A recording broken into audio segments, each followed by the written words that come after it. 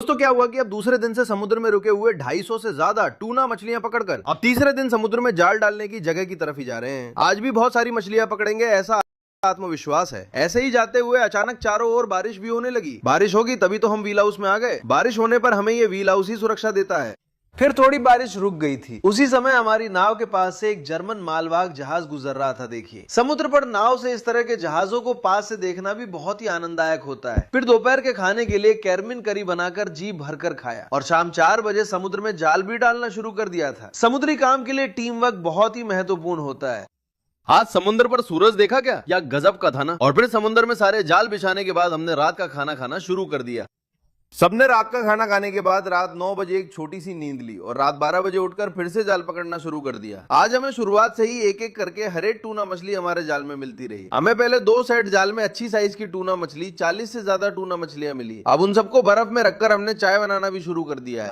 काली चाय पीने के बाद हमने फिर से बची हुई जाल को खींचना शुरू कर दिया और उसमें भी एक एक करके टूना मछली आती रही। देखिए, हमें मछलियों का एक बड़ा जत्था मिला है। आज तो सब कुछ हमारे अनुकूल चल रहा था। ऐसा लगा ही था कि अचानक समुद्र के ऊपर बारिश होने लगी और फिर बारिश में भीगने के बावजूद चाहे कितनी भी परेशानी क्यों ना हो, उस परेशानी को चेहरे पर लाए बिना हम इतनी खुशी से जाल खींच रहे हैं। देखिए, हम जो काम करते हैं उसमें कितनी भी मुश्किलें क्यों ना हो, अगर हम उसे प्यार से करें तो वो मुश्किल हमें महसूस नहीं होती। इसका उदाहरण हमारे मछुआरे ही हैं। वे सोच रहे थे कि बारिश थोड़ी देर होगी और फिर रुक जाएगी, लेकिन बारिश लगातार और बहुत ज्यादा होती रही। चारों तरफ देखिए बारिश ही हो रही है। हमें आज कुल 100 से भी कम सूरा मछलियां मिली हैं। अच्छी साइज की सूरा मछली है, लेकिन हमें कल की तुलना में आज सूरा मछलियां बहुत कम मिली हैं। अब पकड़ी हुई सारी मछलियों को बर्फ में रखकर दांत साफ करके सुबह का खाना खाने का समय हो गया है। आज सुबह के खाने में दलिया के साथ कैरमीन मछली तल कर रखी है। बस अब एक हाथ मारना है। समुद्र में रात भर काम करने के बाद इस तरह का दलिया खाते समय बिल्कुल स्वर्ग जैसा लगता है। और फिर सुबह का खाना खाने के बाद आज समुद्र में ही एक पान भी खाया।